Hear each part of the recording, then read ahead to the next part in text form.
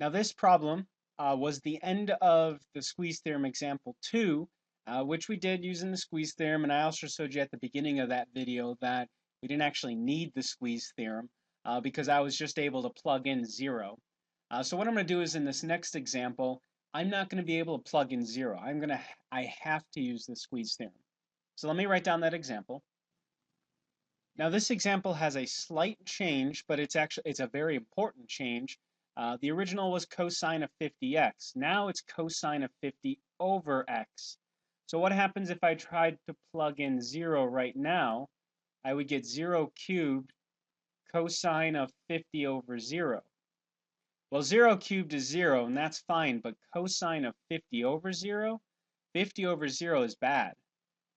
And so that's undefined. Cosine of undefined is undefined. So we have a problem here. We can't just plug in 0.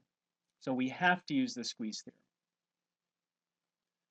So I have the following objective. I'm going to call this, by the way, f of x. So your objective is to find two functions, one smaller than f of x and one bigger than f of x. Because, again, the squeeze theorem requires you to have a bigger function and a smaller function. All right, in the last video, example 2, I constructed that function. There's no quick and easy way of doing that. So let's start with the problem piece, the cosine of 50 over x. Now I want to find two functions that cosine of 50 over x is always between. And same in the last video, in all of trig, we keep saying cosine is always bounded or oscillates between -1 and 1. So I've just found two functions. They end up being constants, but cosine is always between these two. But cosine of 50 over x isn't the function I'm dealing with, right? This is only part of the function. So what I need to do is, I need this x cubed. All right, well, all I'm going to do is multiply all sides by x cubed.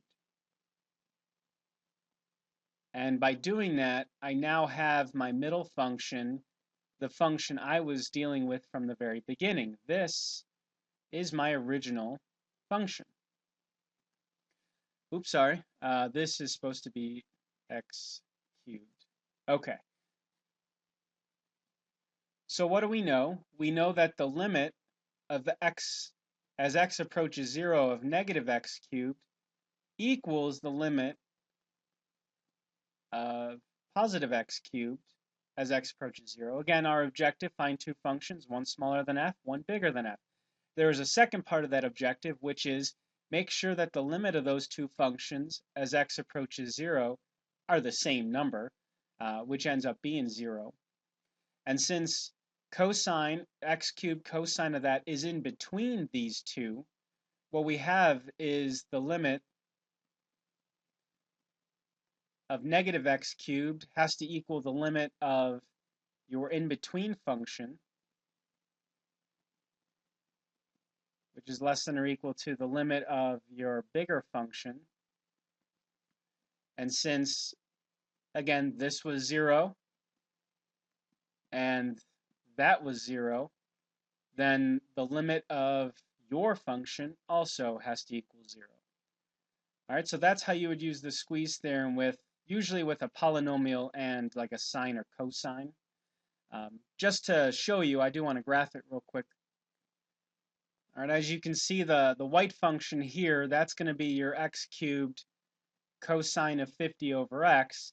And you look at it and you're like, okay, yeah, that looks like it's meeting when x is 0. It looks like it went to the origin. But that's not quite enough to prove it.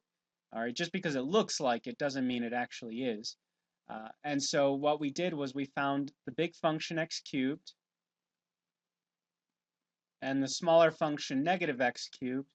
And now that since I proved that the white function, the one that I was looking at or originally had, was between these two, that it looks like it goes to 0 actually does go to 0 because the limit of x cubed and -x cubed go to 0.